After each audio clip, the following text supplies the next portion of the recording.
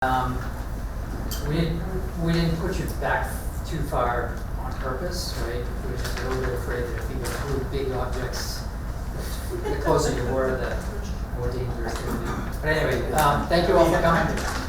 Thank you all for coming to the June 2023 edition of the Sustainability Series. On behalf of the Trails Committee, I wanted to thank Together Yes, especially Susan Claire, for creating this whole series that's now in its year 3 or 4 maybe.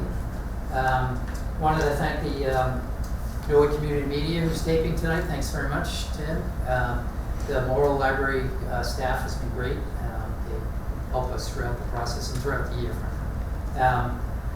We're going to gang up on you tonight. We're going to try to, we're not going through our slides really quickly, but we want to make sure that we have adequate time at the end for questions and answers and feedback.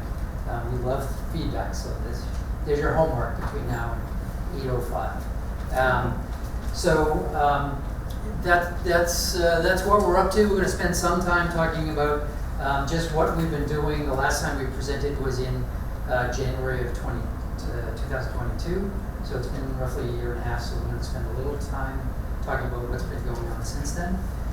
We're really excited about the Cooper Park, so we have a few slides on the Bernie Cooper Park. So that's kind of the first half is where we are today or soon to be today, and then the second half of the presentation is where theoretically and purposefully where we think we want to go. The last part of it is more important from a feedback standpoint because that really tells us where we want to go because it's based on your inputs. We are going to gang up on you. I'm Joe Greeley. Chris Paddock is going to take the first round. Lee Leach is going to take the middle. Joe Barrett's going to take the future, what the future holds slides, and then I'll circle back and I'll take up the last couple of slides. We do want to try to get through the slides, if you could, unless it's a really specific question relative to one of the slides. I guess I'd just ask if we could hold the questions, and especially for Chris and Joe and Lee Leach, if you could just hold your applause till later. But again, thank you all for coming. Appreciate it. Thank you. Very cool. All right. So, like Joe said, we have this really cool event coming up on Thursday, June 22nd at 7 o'clock. Make sure you all go. And welcome to our very special event on Thursday, June 22nd at 7 o'clock, the Trail Journal Update. I did just, before I jump in, ad-lib a little bit about, I joined the committee about a year ago, and it has been, and with all sincerity, it has been like the absolute greatest joy of my time in Norwood. And because they won't do it themselves, I just really want to sing the praises of the rest of the members of this committee because they work really, really hard. They have excellent imaginations. They care about the natural world. They care about Norwood. And they do tremendous, tremendous good for everybody, every living thing in this town. And I think that it's about darn time somebody said it. So, welcome again. Oh, you got the transitions in there. It's summer 2023. Cool. So, who we are as a committee? We are an advisory committee to the town manager, Tony Mizuko. We work with Sarah Dixon and Holly Jones. They are very supportive of the work we do, and we thank them every day. The group started in February 2018, before I was born. We have 10 active members currently, which, I mean, it's incredible. There were so many people at that last meeting. It was great. It just shows that people are really excited about what we're doing and want to try and be helpful as much as they can. And we meet monthly in compliance with the Massachusetts Open Meeting Law. We try to keep the non-meeting chatter to a minimum, and we do the seconds and eyes things that most committees do. Cool. All right. So our job is to assist the general manager, right? Just trying to get the word out about how we can educate people about the trails, encourage the use of existing trails, and really the thing that we work on a lot of the time is developing future trails, right? We do work occasionally like alongside the Walpole's Trails Committee. So, you know, Norwood has wonderful trails, but we live in the middle of like an ecosystem that has a tremendous amount of trails, right? So thinking about us as our piece of that and how we can connect and work with those neighboring communities is really great. Yeah, so we do a lot of telling people about the trails out there, what they can do, how to find them. A big thing is trying to explore the partnerships with businesses. We're trying to work on like an Adopt a Trail program. We do work with the Neponset River Watershed Association a lot. They're trying to help us out as much as they can. And ultimately, right, we just want to like encourage people to get out there.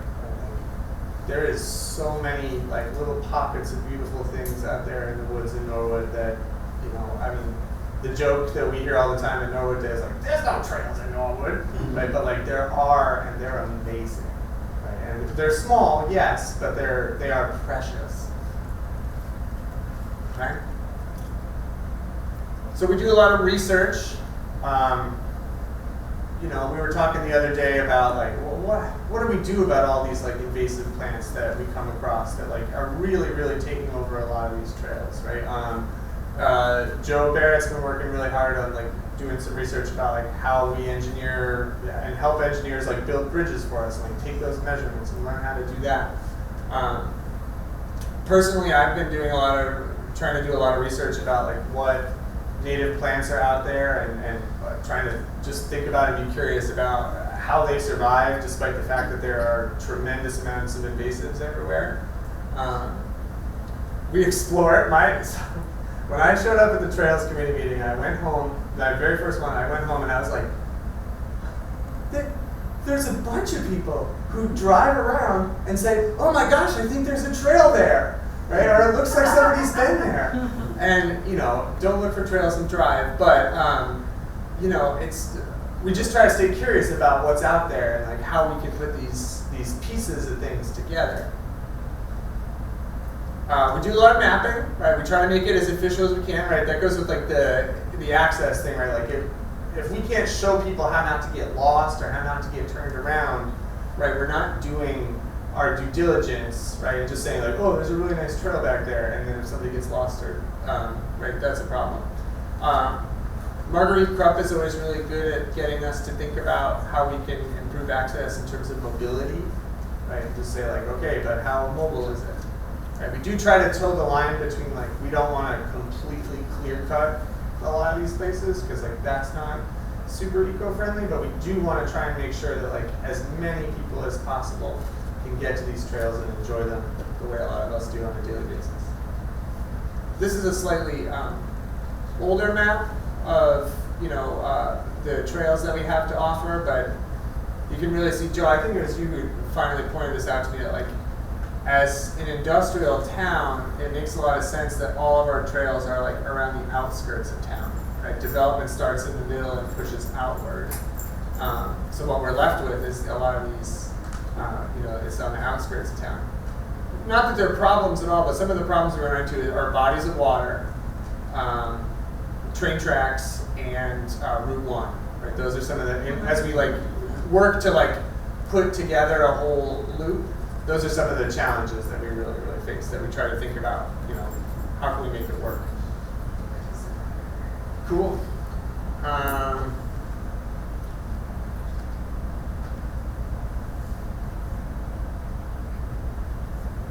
So we try to work with as many community groups as we can, right? The larger statewide trails organization is the TCR. Certainly Progress Norwood always has, we have the Halloween hike for all the kids where they come out in costumes, and it's great. We throw a ton of milkweed seeds around, a lot of fun. We dress up as plants, some of us. Yeah. We are certainly, we have a handful of them, but a big opportunity for us is making like welcome kiosks to the trails to like provide the maps in real time. Maybe give people some guidance about how to avoid poison ivy, or at least recognize that they're not in poison ivy. Certainly, you know, because we're at this like rapid development phase, it feels like, right, where our maps are often like, by the time we print them, it's like, oh, we need a new one because like, we did all this work. This is really exciting. I know me personally, I have one that's just like, I keep track of all the times I hike them, and I've been plotting them onto a Google map to like at least show to people like, okay, here's vaguely where the trail is, right? There's no guarantee you'll not get lost, but yeah, and certainly the big opportunity for us was to make the more mobility and accessibility friendly pond down at the Hawes Pond in the middle school. Right? There used to be like all these really terrible routes there, and now it's like a super flat gravel path, right, all the way around the pond. Great place to be. I got to see a heron hunting there once. Yeah, and certainly a big opportunity for us is signage, both to like, to mark the trails themselves, and to like try to show people where they are. If we think about the Meadow Street Trail, people drive by Meadow Street all the time, but have little idea that there is a tremendous trail network back there. We're trying to help people as they move around Norwood kind of find these trails on their own. That's you, Lee. So, Bernie Cooper Park. Bernie Cooper Park, those people who don't know about Bernie Cooper Park, is a nearly 7-acre piece of property that came to the town through the Community Preservation Fund, and it's under conservation restrictions, so it'll always be a park. Chris, which one do I say? Return of the space. Return? That says that one? There we go. So, for those people who aren't familiar with Bernie Cooper Park, it abuts two waterways, the Neponset River and the Hawes Brook, and it's it's basically a block off from Washington Street down in South Norwood. Bald School is up in the top there, and athletic fields behind Bald School actually abut one edge of Bernie Cooper Park. So there's great opportunity there for development of this as a natural community park for the town's use, and it's been funded again through community preservation funding for development. It's under design currently, and construction's going to start probably near the end of the summer or early next year. The Norwood Trails Committee has been very active with this piece of property pretty much from the beginning. So from the aspect of what's going to happen on the ground there, it's not so much from trying to fund it or the community preservation committee side, but sort of the liaison to what we would want to see there in terms of a community park. So this is a slightly different orientation where the Bald School is up to the right, and the Neponset River is on the bottom, Hawes Brook is on the left, and you can sort of see a general representation of a network of trails or paths, and a number of features that are listed there. Primarily, the couple really cool features that we wanted to make sure we provided the community would be access to the river, viewing points to the river, which are down on the left corner and down on the right side there. It's going to be two major viewing platforms constructed there. Recently, we were out with the design company there to review those on site. So we would make sure that everybody was in line on concepts, and as we go further with actual construction of this. Not a lot of work's going to be done on making sure that trees that are currently there that are part of the design don't impact where we want to put the paths and things like that. So it's really a lot of, for the Trails Committee, a lot of on-ground work with our design people that are currently developing this path. The other major component of this park will be a specific outdoor school or outdoor classroom for study, and that's generally around where number 1 is, on the right here, close to the Balt School, so it's easy access for the students if they want to come out and do a unit of study outdoors there. It's going to be really an exciting development. This is more of a detail for that outdoor classroom with some paths to it. You can see some of the components to that classroom: a nature lab, natural benches for the students to sit on if they want to sit, and also access very close to the river in that one viewing platform, so they can integrate that into their teaching as well. Okay.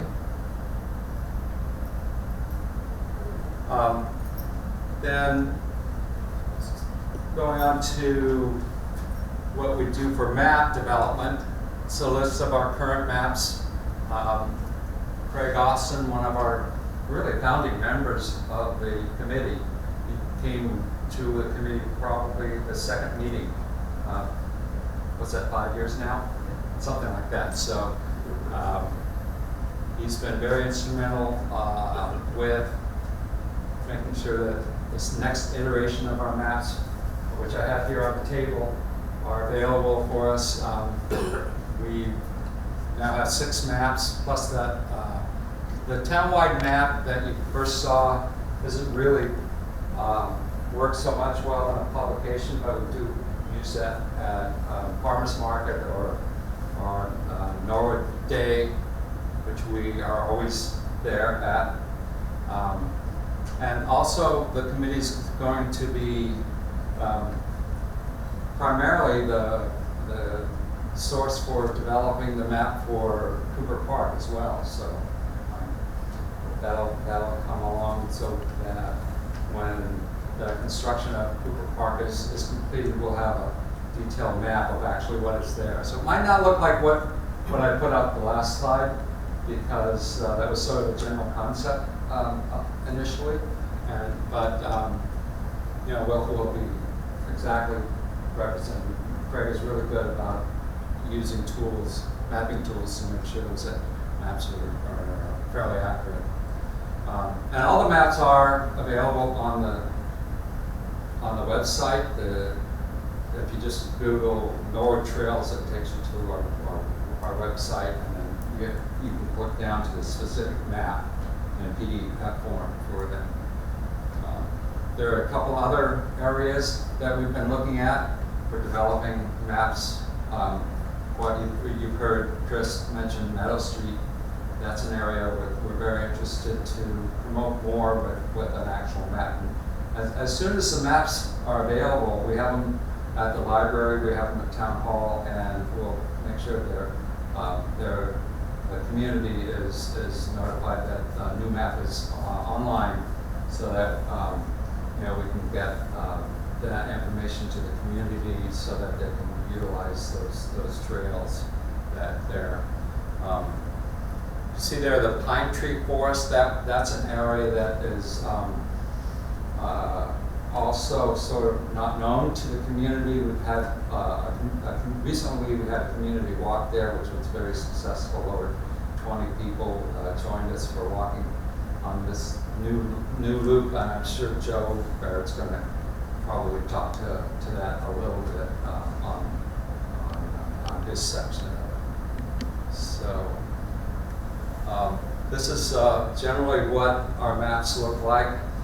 This particular one is of the Endine area with the middle school and Haas Pools there, and also down where the parking is available at the bottom there. That's the area where the community garden and the town orchard is.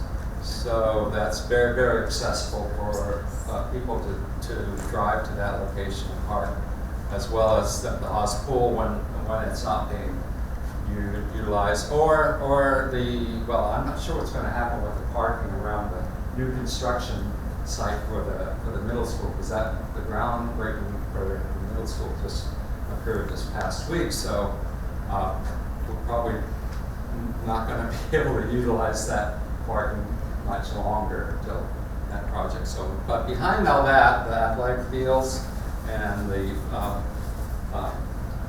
forested area, the open area near the gardens, and behind Violet Street is still going to be accessible. This is by far the most developed and the oldest trail network that we have, so we like to feature that. Another really good option is the Willis School of Father Max, or what we call the Germany Brook Trail System.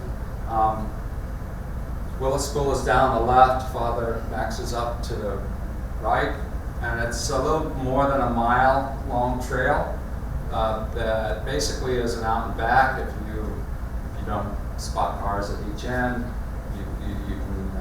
you can make a nice walk through between those 2 points. So that's another option.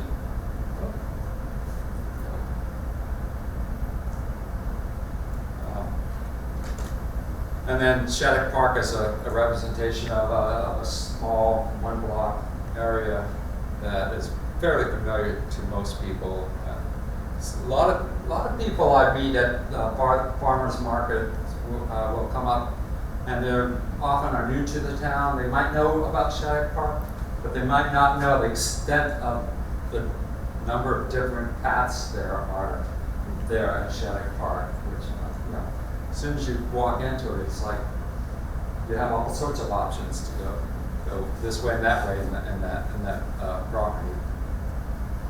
One of the things about Shattuck Park, there's really not too much parking around that, so you have to be aware of that, where you can legally park or walk in from the neighborhood. Okay, is this? All right, so like I was saying, we do a lot. This is kind of our 2022 to 2023 kind of a wrap up, kind of the things that we've done. We have Norwood Day, Neproletta cleanup at the 4 Points.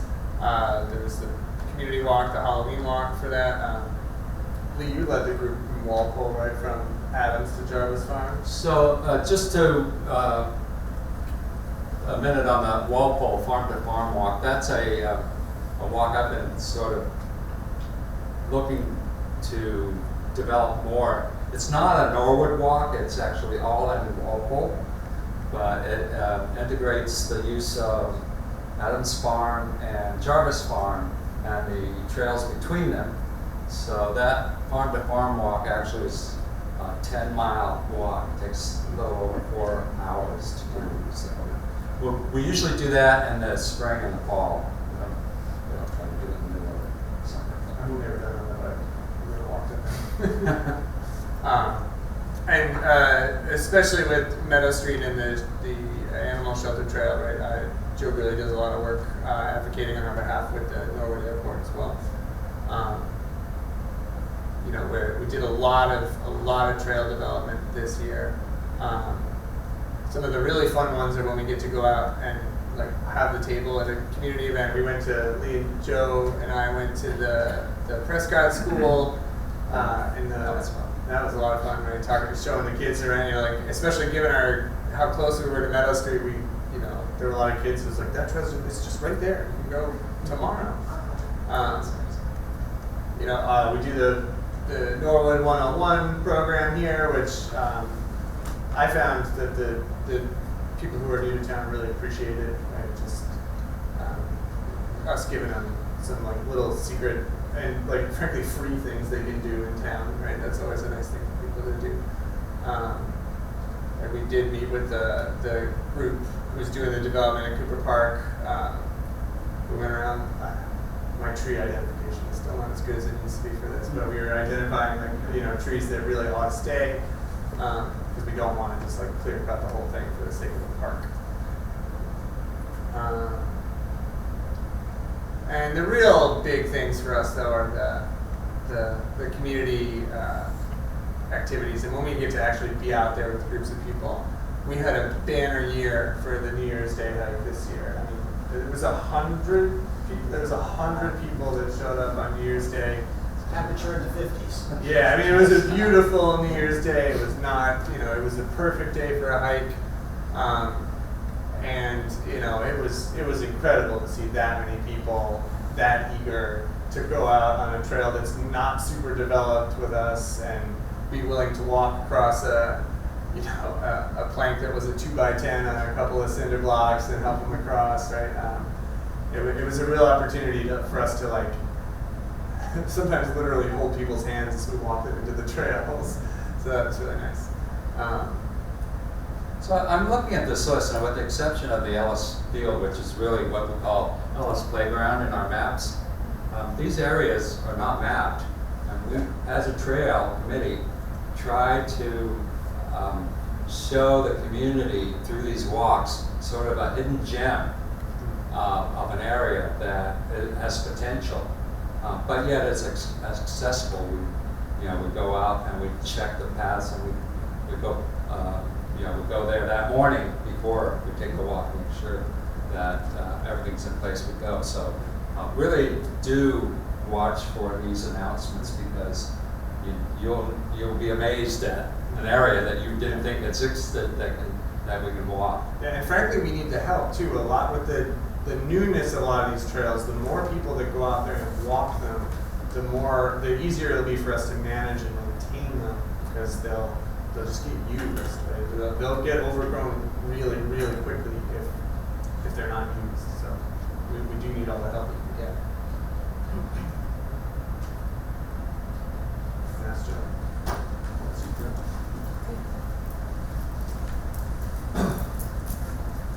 Well, I want to echo one of the things Chris said. Chris and I think we started first day when we joined the committee. Just about a year ago.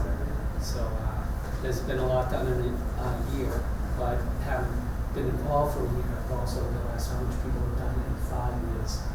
To go from nothing to what we have accomplished so far is quite a bit. Joe really spent a lot of time that working with the folks in Walpole on the Trails Committee. So we weren't reinventing the wheel. We had a lot of leverage by emulating the successes they had and adopting some of their practices. Plus, Joe's a member of the Friends of Blue Hills, which is going to help us, not reinvent the wheel and come up with adopt a trail program where we enlist people in the town to walk the trails and help report back what maintenance needs to be done so that we can, stay on top of everything.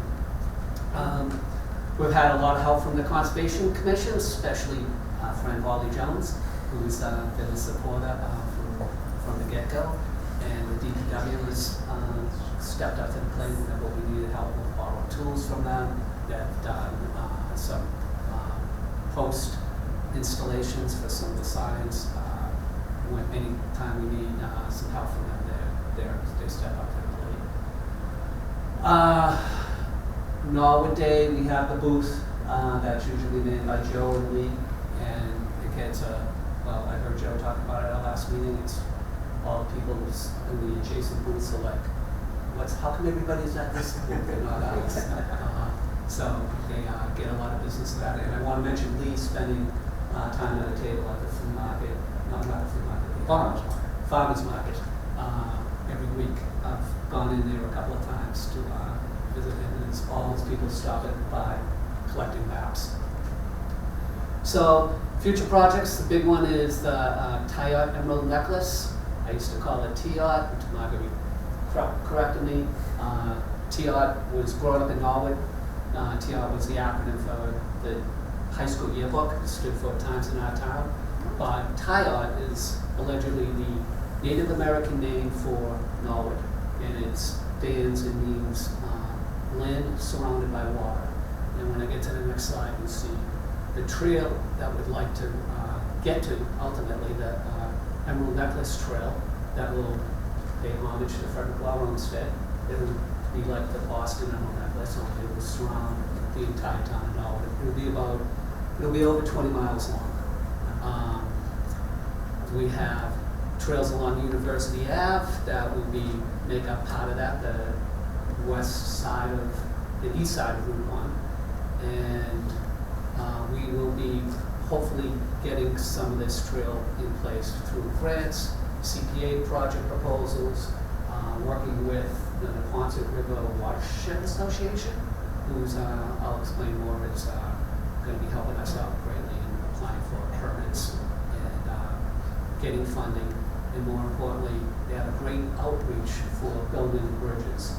And a lot of these trails, since they're not in the center of town, they're on the outskirts, and they're not developed, there's a lot of water out there. There's a lot of streams, drainage ditches, wetlands, so we're gonna need a fair amount of bridges. We've got about 7 that are prioritized as the highest priority bridges, but we need a few more than that are low priority, and we'll need a bunch of boardwalks, so people aren't necessarily walking on mud unless we have a drought like last summer.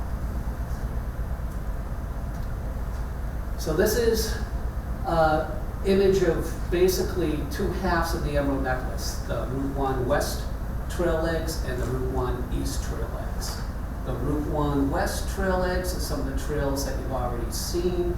It's the Father Max area, Jeremy Brook, by the dump, or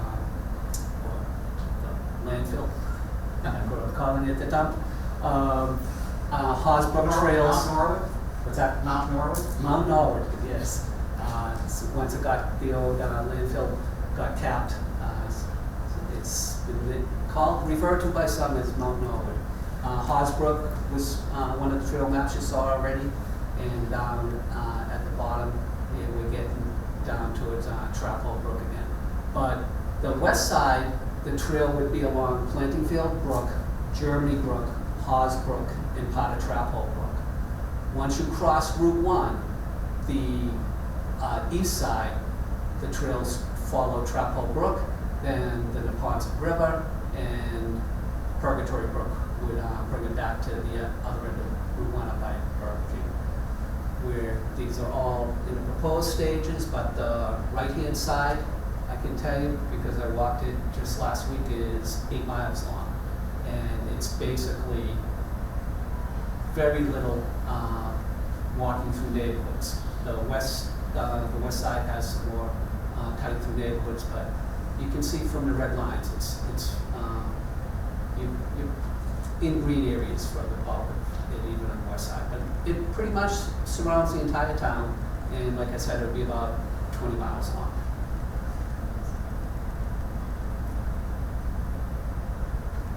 This slide actually shows the Emerald Necklace in Boston, the Bay Circuit Trail.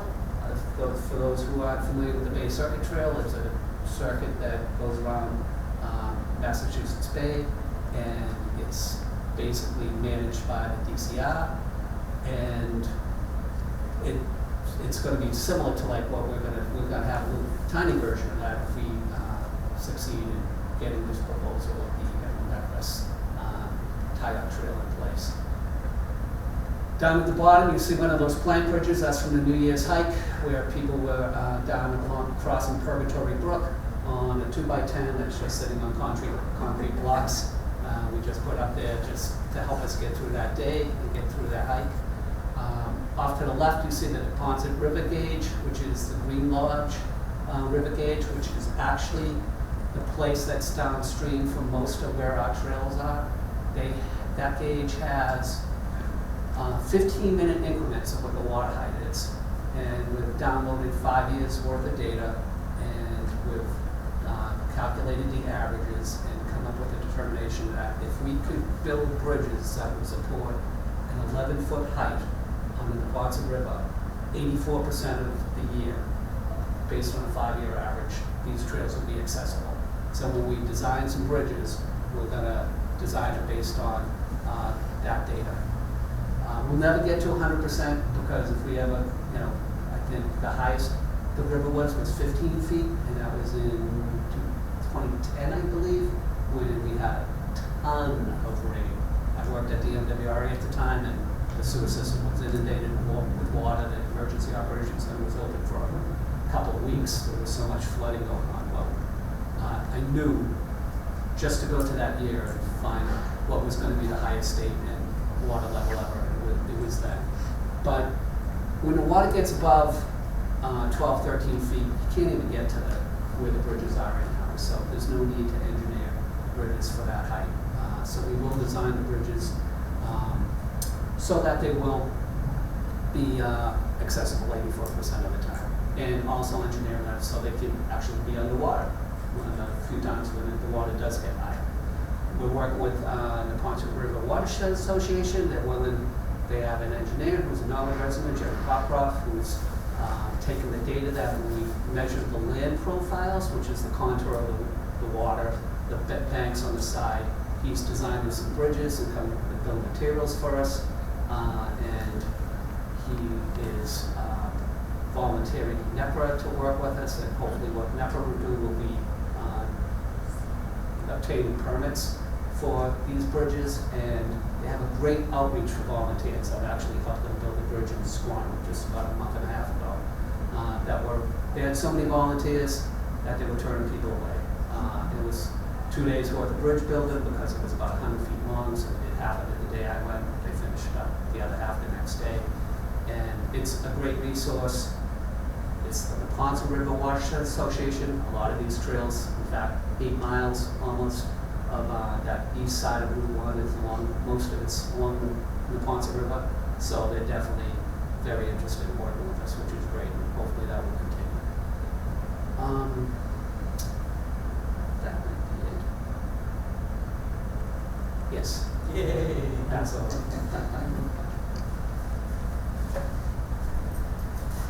right.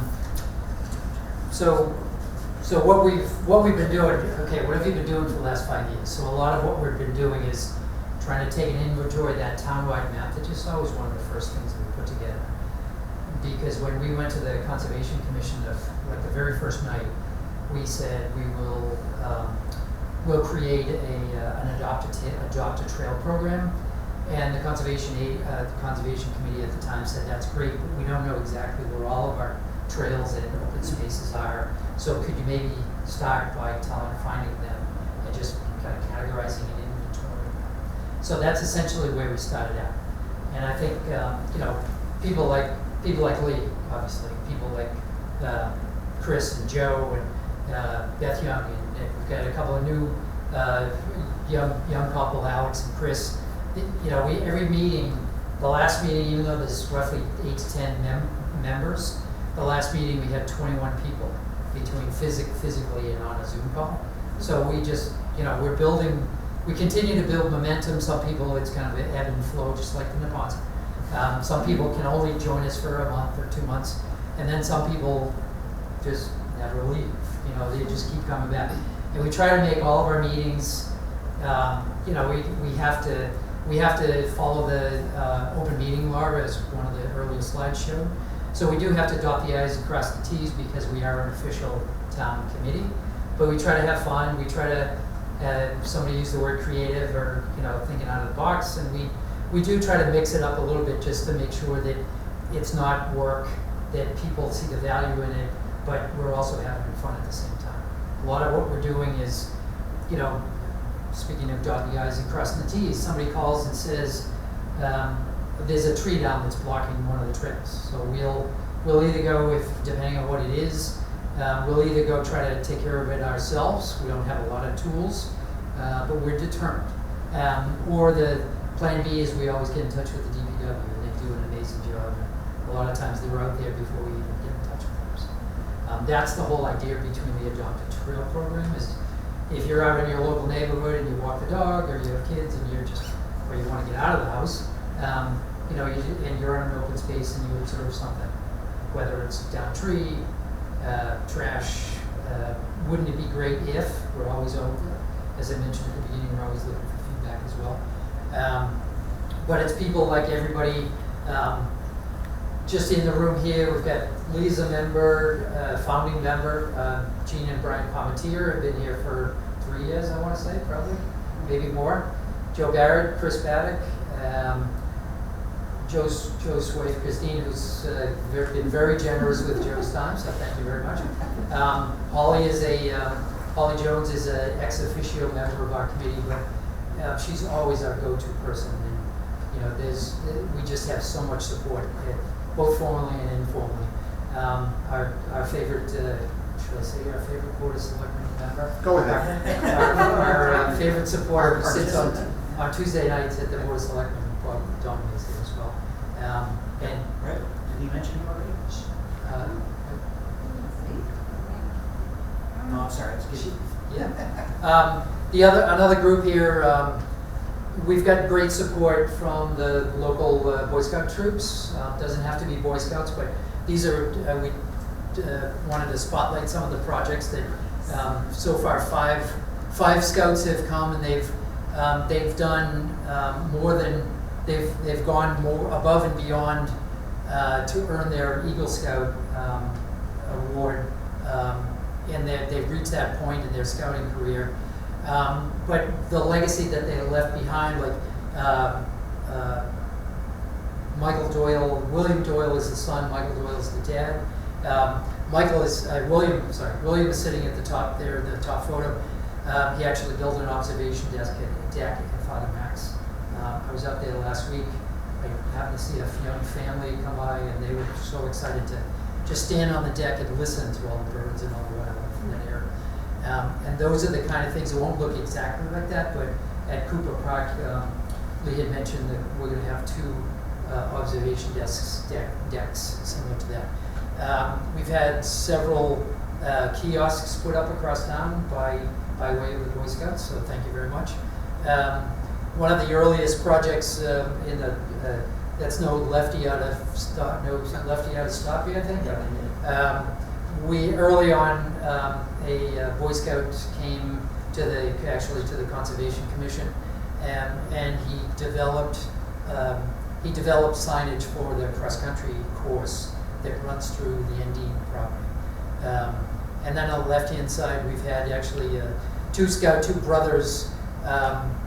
One brother, I think there might have been a 2-year difference, but one of the brothers did work at Trap Hole Brook on Sumter Street, and his younger brother just finished a project at Ellis Field last fall. So those are the kind of things we love, whether it's community groups, businesses that want to spend a day of service or whatever. We'd love to have you, and we've got a long list of projects waiting to happen. So these are just some photos. We did a full moon hike that took us to the top of Mount Norwood. We've been out a couple times. Snowshoe walk. The top left and bottom right is part of the snowshoe walk. And then we actually took a group of dog owners, basically, on a dog trail etiquette for dogs and their owners. The dogs came and they brought their owners, I should say. But that was very successful. We had, I think, 25 dog owners come to that, and we'll probably hold that again sometime in the next 6 months. But these are the kind of things we try to make it. We try to hit a different park every time we go out.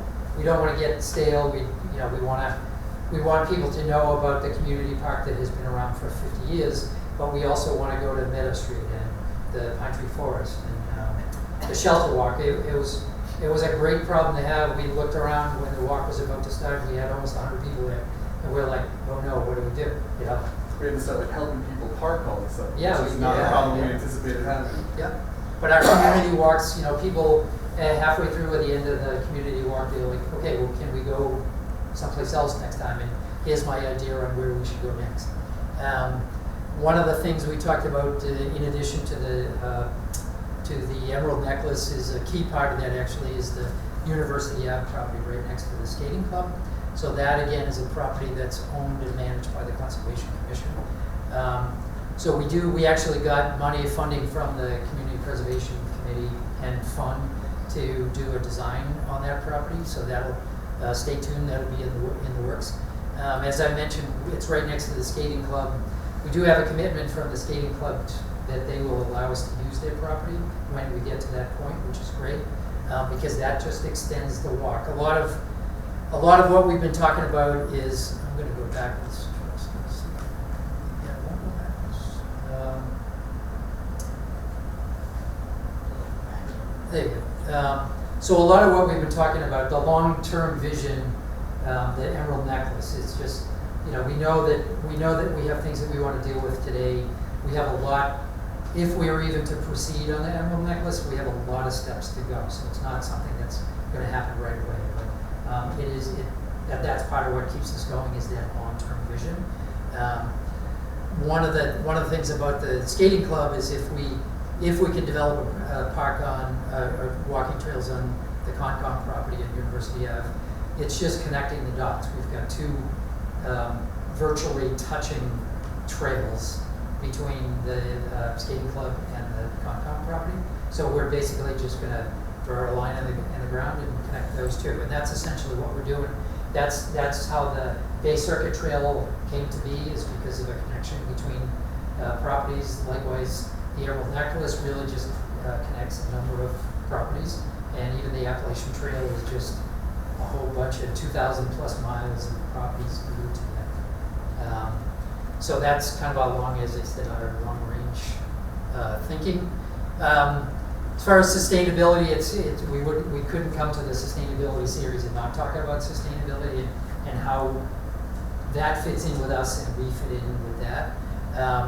The whole idea of bringing people into nature, and just seeing, okay, what does it mean when, like this past weekend when we had 4 inches of rain in a 4-hour period of time or whatever it was.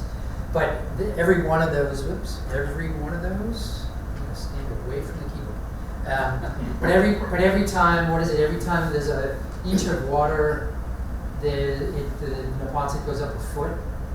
An inch of water, not inch of water. In 24 hours. In 24 hours. So it has a direct correlation to the depth and the height of the Neponset. So those are the kind of things that, who knew, right? Other than Joe, of course.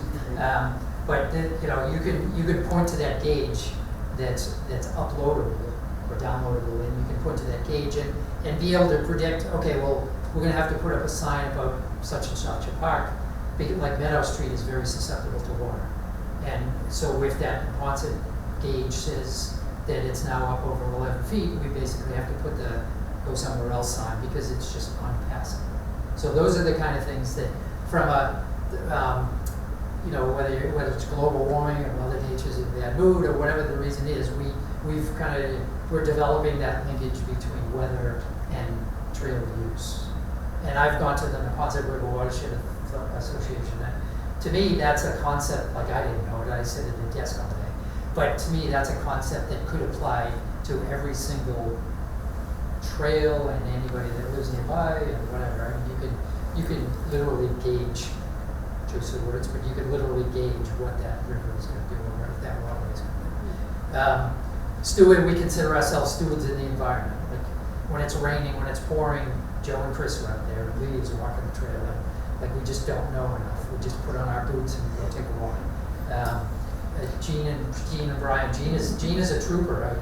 We were going over that 10-foot 10-foot plank, and everybody was nervous about Gene, and we're looking for Gene on the inside, and she's already rocking and rolling on the far side. So, it's like those are the kind of things that it brings the little kid out in all this, and that's the message that we want to try to convey. It's not only a walk in the woods, but it's like you can find release and you can vent and you can breathe and just stop and listen to the wind.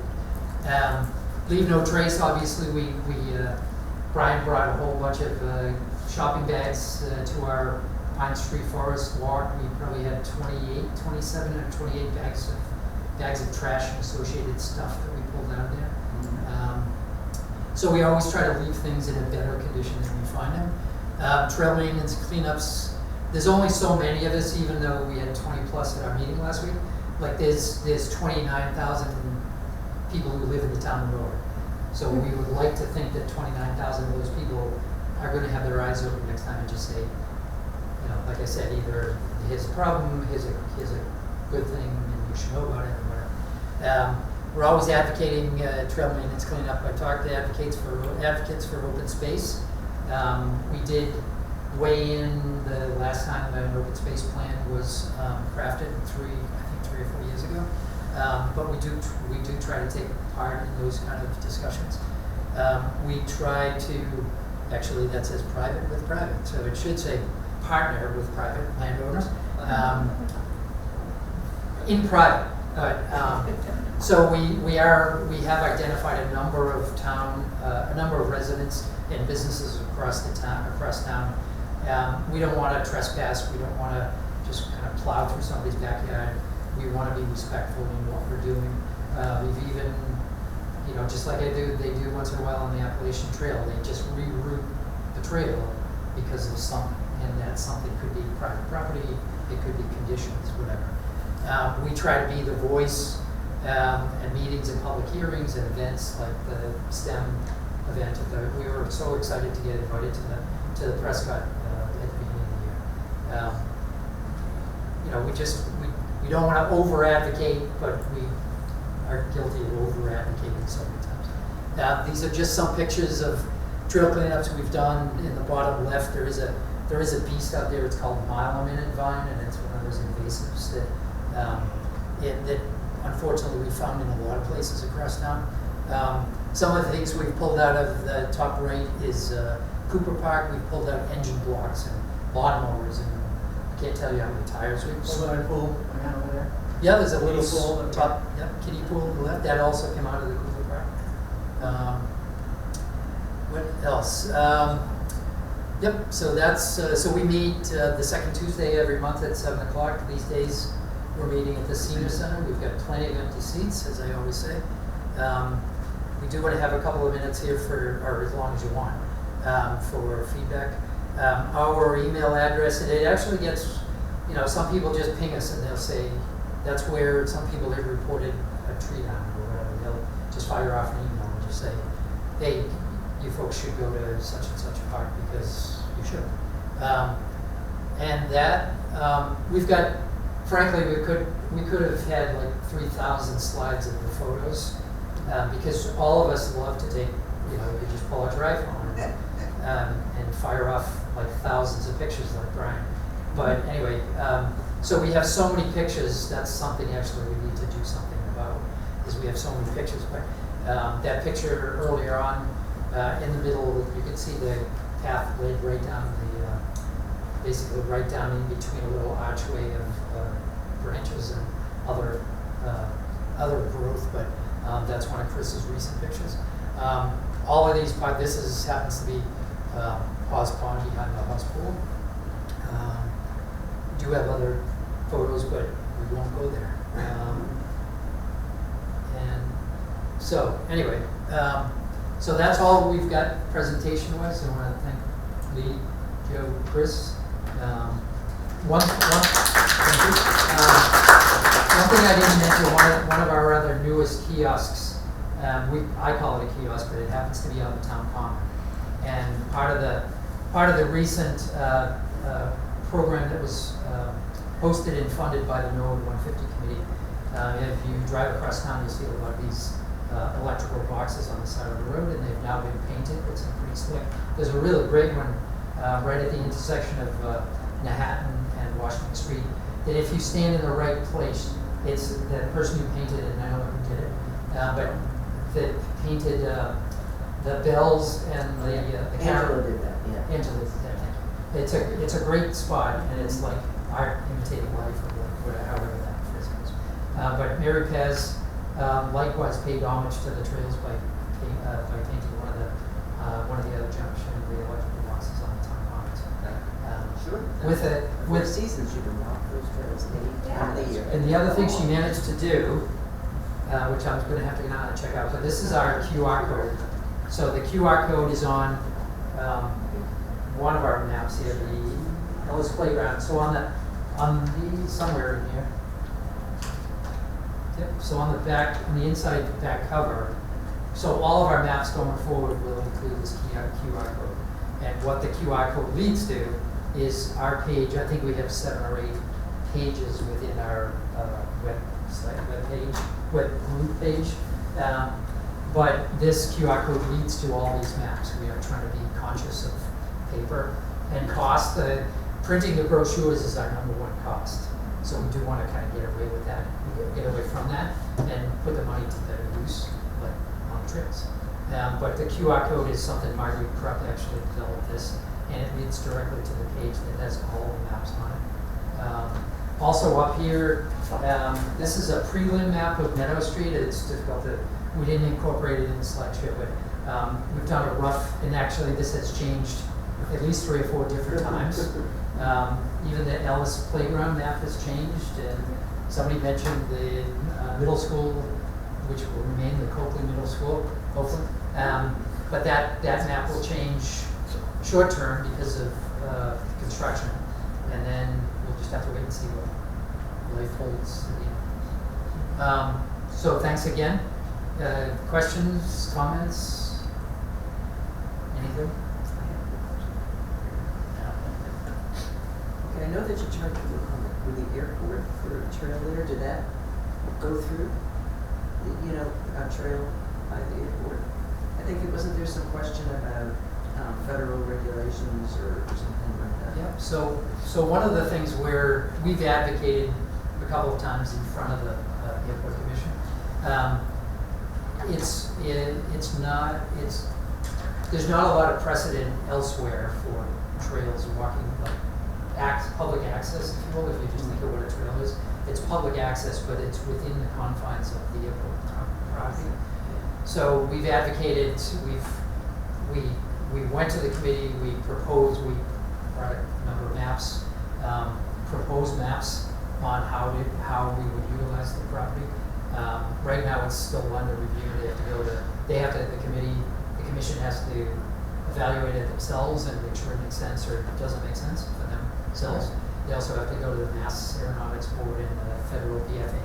Oh, okay, it's a long process. It's a long process, there's permit, and that doesn't even talk to the, assuming we can get over those 17 hurdles, then we have to kind of take a step back and we would need to go back to the Conservation Commission, among others, and just say it's within X amount of feet of the deposit, so there's a lot of permitting, like local and waterway permitting. Yeah. So all of that, the whole Emerald Necklace concept, it is a concept. Right. But one of the key kind of linchpins of that concept is gaining access to the property. So what about by the grinding stones? Is that part of the Emerald Necklace? Where you brought me down to see the. Like the lines? Oh, yeah, it's not. Is there any way we can get access to that? That again it's private property, but the problem, I'll call it a problem, the problem with the Trails Committee, what's on our what's on our plate, if you will, there's just so much to do, right? Literally, we could, I work, but I should retire just so I could do this, right? Yeah, they need you. But something like that, we would have to have our, join forces with the Historical Society and the Historical Commission, for instance. Make up create a proposal, go to the private landowner, and just, advocate. That is also within 50 feet of the river, so we would have to have a confine. So we've kind of learned, sometimes we don't always follow that path, but we have learned the proper. We're trying. We do try. But we've kind of learned the proper path that we need to follow. Right. I used to work with a landscape company, and they always would make fun of what they called the 2 guys in a pickup. That they're just going around dealing with it, and they call them buzzies. That these 2 guys in the pickup would go around and they had no insurance, they didn't do a good job. They lived for today, and they didn't care about regulation, trading, safety, et cetera, et cetera. So we could be those 2 guys in a pickup, or we could do it the right way. Yeah. So we are trying to not be those 2 guys in a pickup. Because I think it would be great if that could happen, because the cultural council are working with the town to create cultural districts, and if we could extend it to that, it would be great. So real briefly, what Mary Pez is referring to, almost on the westward border, Walpole. I'm sorry. The Walpole border, right on Washington Street. There's a property right on the water, right on the Neponset, and it's been documented. They had some Harvard PhDs and various other people come out and certify that what the Native Americans created in the stone were these, what they call mortar holes. And the Native Americans would crush grain, and they would work something in the mortar holes, and that's how they made their corn, or whatever the. Is this near Endy? It's beyond Sort that. of. yeah. So, Yeah. Water Street used to be there, Capone's Landscaping, if you go down into Capone's Landscaping. And then right across the river is Serpentine. So these are, It's a heritage site. it's a heritage, it should be a heritage site, it's not, but it should be. But these are, like so many of the places we go as a trails committee, and so many of the things that we encounter, either as a trails committee or not. Yeah. Like virtually nobody in town knows about these things, or a very small number of people do.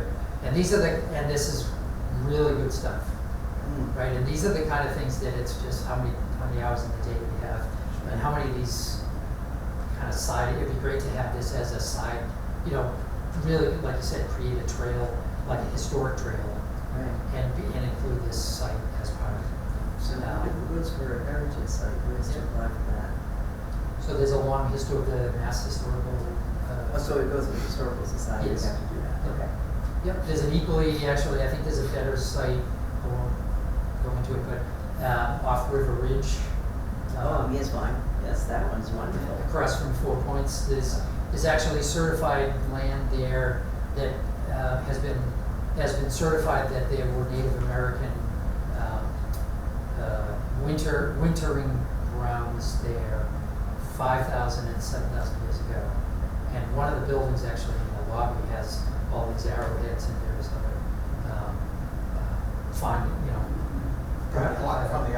from the archaeological dig when that whole property was being built. So that again is something else that really, virtually nobody else in town knows about. So those are the kind of things that we're trying to advocate for as much as we can. Good question. Thank you. Yes. Anything else? Comment? Question? Bob? So you have so many trails that are on like the outer boundaries of the town. Are there opportunities in the future perhaps to connect to trails that exist in other towns, whether it be Sharon, Walpole, Canton? I think the best version for that is if we could link the trails at Endine at the middle school. There's a long stretch of straight woods at the top of the hill there where the mansion used to be. Yeah. And all it would take is one easement down to the middle school, and then that connects over to the old Bird Mansion, and then down behind the Bird Mills, all the way out to the Dog Rock, and then all the way back on the Pinnacle Trail back to the Mills to Bird Park. And I mean, all we need is that one little connector, and it would really tie in a whole lot of the two towns' trails. So what Chris is talking about is this neck of the woods down here, the Endine Copley. Also, we've approached. I've had a few discussions with the Westwood Conservation Agent, and I didn't know this, but I just found out 2 weeks ago that there is such a thing as the Westwood Trails, our counterparts, the Westwood Trails Committee, or I forget what they call themselves. But that's another perfect place. Germany Brook is the border between the two towns, Westwood and Norwood. And they also have trails on their side of it. But as the conservation agent told me, they would love for us to develop their trails for them.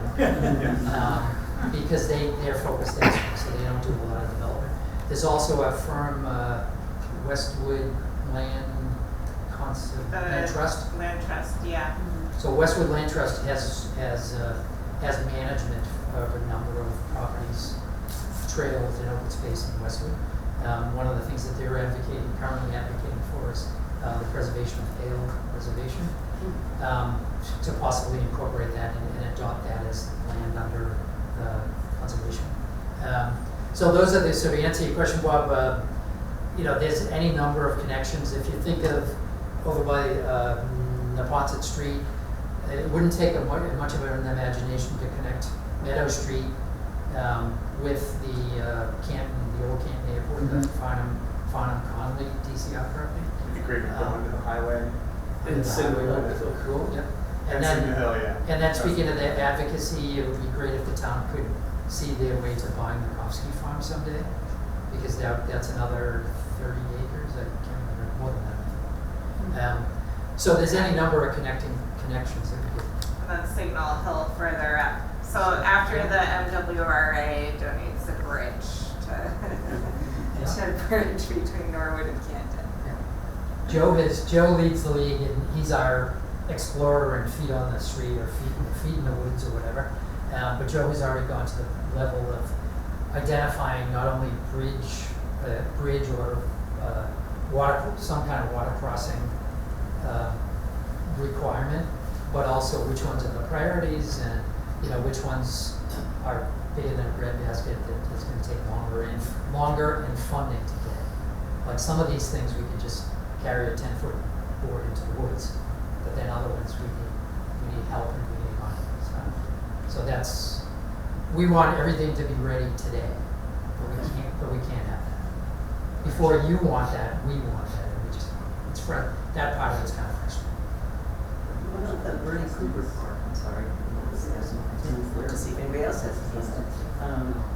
Is there going to be an outreach to the public for funding? Because I know when we were kids, we used to cut through here all the time to the old school right on Southern Street. And I know that my brother moved down just west of just giving me a nice shop. And he is in my land. What's his address? So the funding for that park has already been funded. Completely, 100%. Pretty much, Ollie, am I correct in that? Yeah, so it's been fully funded based on the price we had at the concept design. We haven't gone out to bid for construction for it, so we're not sure if the bid will come over or under that amount. We do also have a couple of grants we're working with that of the amount that was allocated to town meeting. We expect to see about half of that come back to the town, which gives us a little bit more wiggle room as well. But there's also always more like nice to haves if we were to have public donations.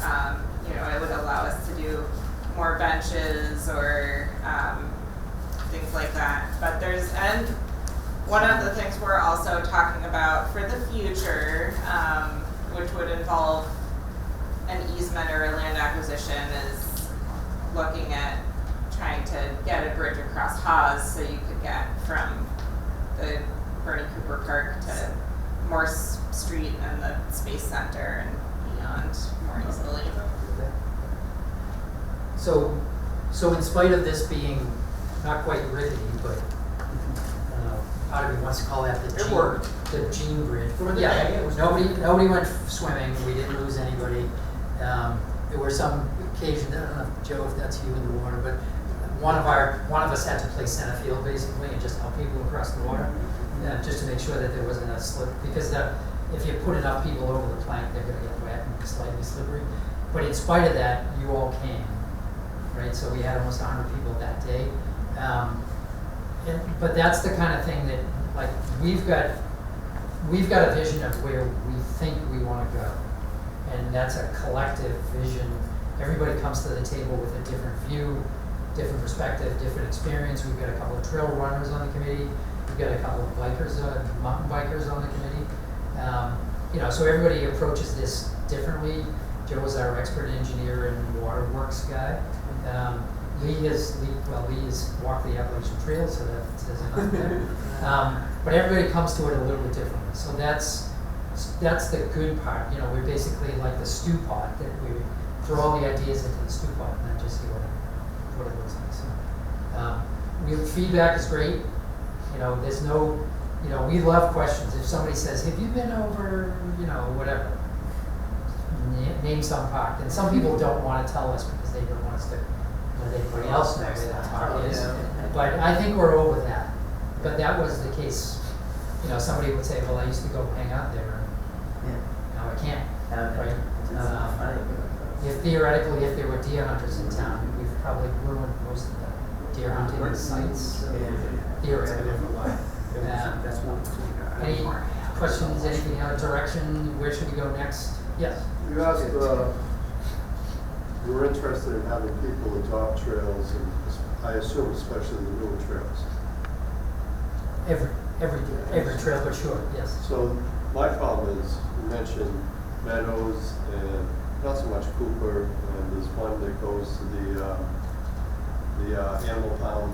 Mhm. I don't know where to park, I don't know where to go. Maybe specific directions, say, go here and figure it out. Yep, so, well, thank you. So, make sure we get your name. But, so some of the adopters, like I am involved over in the Blue Hills, there's 125 miles of trails over there, and there's something like 75 or 80 adopters. And whether you adopt like 500 yards, or if you adopt like a 5-mile run, that, you know, you connect 3 trails to make a 5-mile run, it's really whatever people are comfortable with. A lot of those properties are, you know, the typical adopter we would look to is somebody who lives in the neighborhood. So parking, for instance, awareness and knowledge of the park, and parking wouldn't be as much of an issue. But you're right, if we're looking at Meadow or someplace on University Ave, we would need to let that person know. First, we need to qualify it ourselves, because we wouldn't want to send you over there, you know, kind of blindly. So we would make sure that it fits. And then secondly, we would get approval from the owner.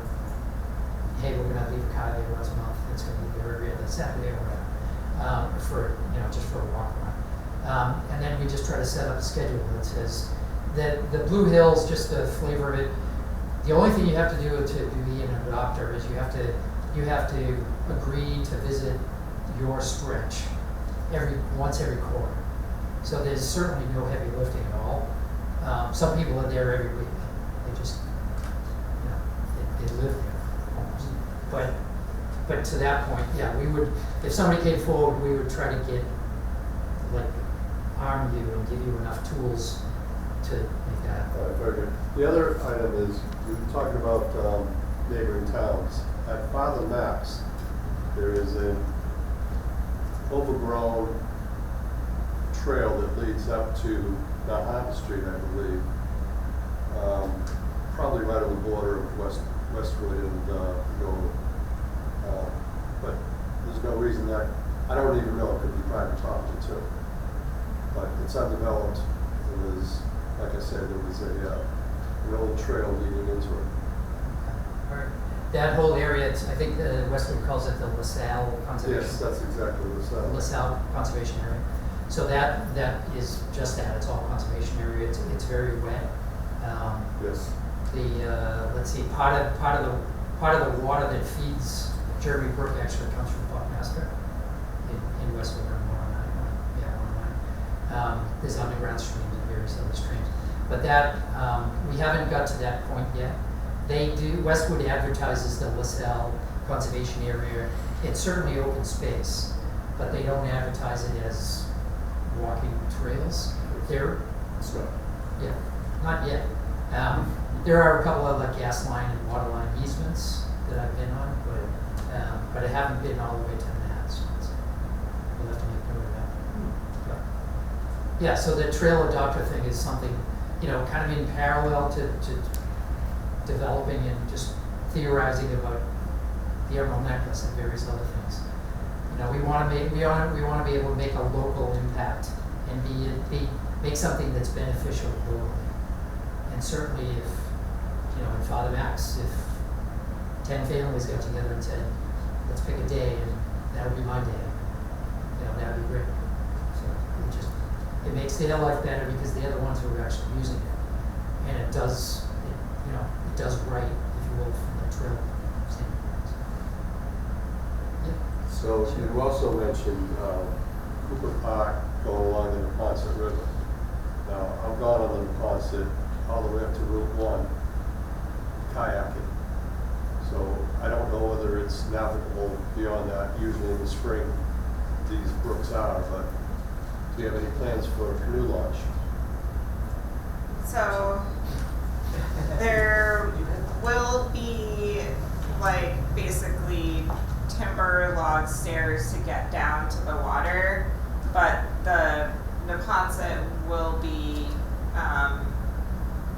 300 feet in from where the parking area is. So you have to get your boat from Right. parking to the water, but then you would be able to get your boat down to the water. Okay. Yeah, so then, Right over here. Portage, right? So there will be very Where limited, you want to go. at the top of these three, you'll see the connection between the neighborhood and the park. Yep. So that's St. Paul, St. Joe, and St. John. There will be very limited parking, at least on the initial design, and most of the small amount of parking will be handicapped. Okay. So we want to try to, and if people are familiar with the area, it's less than a 5-minute walk over to the house pool. So there's a parking lot with 50 to 75 parking spots there. And then also if you go, so at the bottom, where that circle number 5 is, and here at the bottom where the other purple circle is, those two will be connections to the Elliott Field property. So there will also be parking available off hours at the mulch.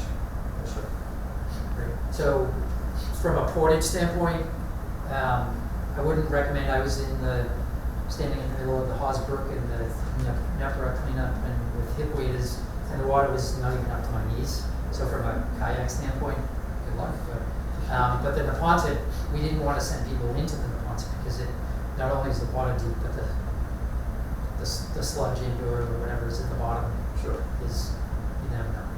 Yeah. But it's definitely navigable kayak and canoe, Right. as you've In already the springtime, proven. anyway, yeah. Yes. And you have bait. I didn't want to say that, but we took our family canoe over there because it was a canoe launch and we didn't know. We took our canoe over there and the water was maybe that deep, so we quickly put the canoe back up the top of the car. You wouldn't even be able to get a kayak. How's the canoe? But we launch? just went at the wrong time of year. That was The canoe launch that's over near the river, you were talking about River River Ridge. Ridge. River Ridge, yeah. Is that? That's the canoe launch. That's the one you're talking about, Davis. It's a great location. In the right time of year, it's definitely available and usable as a landing spot. On that map, is the canoe launch the one that's straight down from the center parking spot? I don't. This one was early. This is one of the first designs, so I'm not really sure. Sorry, say that again? Do you know, in other words, the center thing that comes from the middle Saint Street, Yeah. where the parking lot, and then it goes right, it bisects the park, is that where the canoe launch would be? To be able to drag? Or your, kayak? I launch? don't think it's exactly there. I think it's a little closer to the Ellis Fields. So where Okay, so- number 5 is? Number 5 or number 8? So it's This sort of fine. close to where that viewing platform is. Oh, okay. So you could go sort of stand on the viewing platform and look out, and then potentially walk down to the level of the water right near there. It is a beautiful spot. Very few people have been there. Holly and I were there the other night, trying not to find a bear. But Yeah. yeah, it is a really nice site. Yes. Ellis Pond shows, your map shows green area all around the pond. Are there any plans to extend trails, or is that private property right along the pond itself? Yes, there was a plan in like 2007 to do that. That met with some neighbor opposition, I believe. But the other problem is, so currently there's a trail that, if you park at the dam, you can walk up and there's a little exit up to Nichols. And then there's another out to George Willett. And then there's another entrance on Nichols Street. A lot of that area that's owned by the town around the pond may not be dry, so it would be, if we wanted to do a trail, it would be another situation where we'd have to do a boardwalk. But we do own land all the way around it, and then all the way up to Brook Street, and then also across to the lower pond in Alavisos Park, so you can cross Walpole Street and go down into Alavisos. Okay. And there's actually another entrance as well from Endicott Street, right next to Applied Plastics, where you can go out onto the dam there. You mentioned the lower pond, there's a butterfly garden there. Who maintains that? Because That's we're not very much overgrown. It is, yeah, we had, so the Conservation Commission owns the land. It was maintained by, two volunteers who, left a couple years ago, and it had been largely unmaintained. The Conservation Commission hosted a volunteer work day to work on cleaning it up last fall. And we had also students from Norfolk Aggie come out and volunteer to clean it up this spring as well. But really it could very much use sort of a dedicated steward again. Is that where the new pavilion is? Yeah, so the butterfly garden is closer to Walpole Street, but it's the same park, yeah. So that's St. Park. That's right around here. This area you mentioned, I keep losing the laser pointer. This wedge, so this is the really short trail that comes in from Maple Street. But this wedge, if you just think of that, if you think of the laser pointer, but there's basically a pie wedge to the east, maybe north, whatever, to the right of that trail that comes down, and that's town owned. The town purchased that 8 to 10 years ago from St. George or something. So, whatever, but so there could be very limited expansion of the trails that are there, but as Holly mentioned, an effort years ago to build a walking path around the whole thing with a lot of resistance. Okay. All right, it's just one. You can't really blame people because right. there's not a lot of buffer. There's like, for years they've considered expanded. Yeah. Yep. But there's a great opportunity at Ellis. Like every one of these is a gem for a different reason. But the Ellis is so close to the Cleveland School. We've made a pitch to the science department, school system wide, but also to the Cleveland to host days at Ellis Pond. Just third grade trip. Let's go on a huge adventure and go like 500 yards to the Ellis Pond. You've got a number of businesses that are over across the water near the new Big Y in that area that you could certainly pitch to that, and we have. But you could certainly introduce that as someplace for somebody to go on their lunch hour or whatever. And there's a huge opportunity here. Again, these are things that we want to do so much, but we have to kind of work the list the work. Some of those types of areas lend themselves to like one-day permission or event permissions. So if we did a Emerald Necklace hike for people who wanted to do a 20-mile hike or 2 10-mile half hikes or something, we could potentially ask for permission to cross that on say it was Norwood Day. On Norwood Day, let's do an Emerald Necklace hike. People might be receptive to say, yeah, by all means, let people pass through for this event. Because some of these connectors along the Emerald Necklace Trail, no one would ever walk on unless they were purposely trying to do the whole route for some sort of celebratory or special event purpose. We'll tell you when our next meeting is. Anybody else, comments? Where should we go next?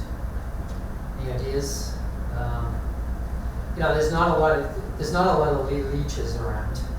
We don't have the Appalachian Trail. We don't, it's Norwood, right? And it's basically 25 places that most of which are less than 2 miles. Right? It's a place to go on your lunch hour. It's a place to walk the dog. It's a place to get your 3-year-old out of the house. Or for you to leave the house and leave your 3-year-old at something else. But they're not, like, you'd have to go to Adams Farm or someplace even longer. I go to Moon Hill sometimes. I certainly go to the Blue Hills a lot. But you need to kind of decide, what am I in the mood for, how much time do I have? So we don't have a lot, but we have but on the flip side, we have a lot. It's just, it's a different animal than many other towns. We were at, where were we yesterday? The farmer's market. There was a gentleman in the next booth who lived in Sherborne. And he was all excited because he told us, the first thing out of his mouth was, we have a trail that goes all around town. Right? Yeah. Right? And like, so. we will too. No, I didn't say that. Yeah, but that's the kind of thing. Most other towns are head and shoulders and trails ahead of us. So we're basically just catching up. We're here all night. Don't forget to tip your waiter and waitresses. Anybody has any questions, we'll certainly be able to talk afterwards. Really what we need is we need to keep the momentum going. We need your interest. We appreciate your visit and your time. Your time is valuable, so thank you. And you know where to find us. So thank you. Thanks so much. Thank you.